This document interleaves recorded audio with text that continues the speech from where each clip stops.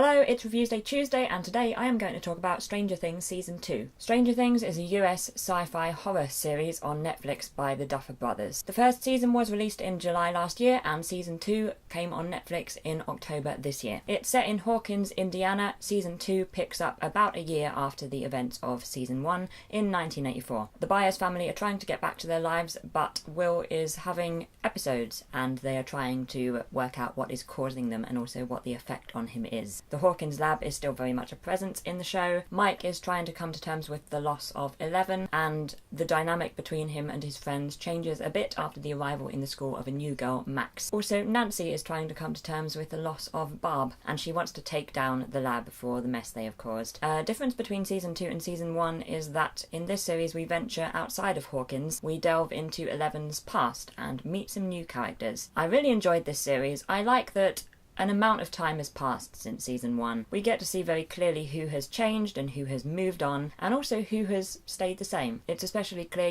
with the young characters who are growing up. We also have some new characters this year. One of my favourites is Bob, played by Sean Astin. He's a fun mix of likeable and annoying. In the gap between Season 1 and Season 2, he has entered the Byers family's lives. We see how they change as they shift to accommodate a new person, and I also think that the addition of Sadie Sink as Max in the child cast is great as well. I like how different characters are prominent in Season 2 to Season 1. Different characters take the weight of the plot this season, I guess I'd say. I like how Will Byers, for instance, is such a prominent character in Season 2, because in Season 1 the whole point is that he's missing, so we didn't get to see so much of Noah Schnapp, who plays him, but in Season 2 he has a lot to do, and he's a great actor. It's ridiculous. I think one of my favourite things about Stranger Things, and one of the things that sets it apart from other shows for me, is just the quality and the depth of the younger characters in the show, and how amazing the younger actors in the show are as well, because they really carry the show. The whole thing would fall apart if they weren't,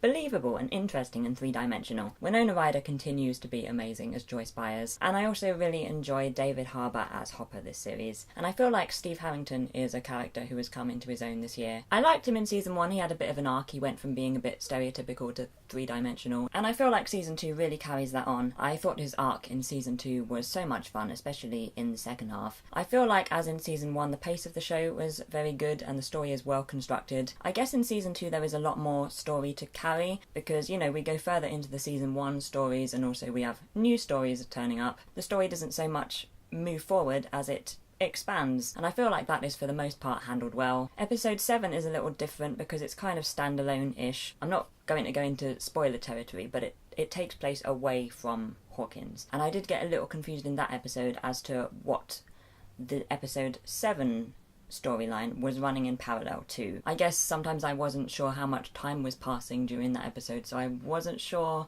what we were overlapping with. I'm not sure that entirely made sense, but it's about as well as I can do without going into spoilers. So anyway, I really enjoyed Season 2 of Stranger Things, and am very much looking forward to the next season. I would say that overall I preferred Season 2 to Season 1. The tone is a little darker, although it still has all those elements of humour that I love in Stranger Things, and I really enjoyed seeing how the characters have grown. And as I say also, I liked being able to focus on some different characters this year. But I guess one of the downsides of Season 2 is that Season 1 had the novelty factor. It was so unusual and different, but it kind of loses that a bit in Season 2 because now we know what to expect. I definitely recommend Stranger Things. It's a great show. If you don't like horror, I wouldn't say that it's too scary, though it does have a few jumpy bits. Maybe because it's set in a specific fictional place, and also, in the 1980s, it's quite far removed from my life, so I didn't personally find it that scary, and the humour does really lift it. I will give Stranger Things Season 2 4.2 out of 5. On to the end screen. I would love to know your thoughts on Stranger Things if you have seen it. I will be back tomorrow with a live stream at 7 PM GMT, so maybe see you then. I hope you have a great day,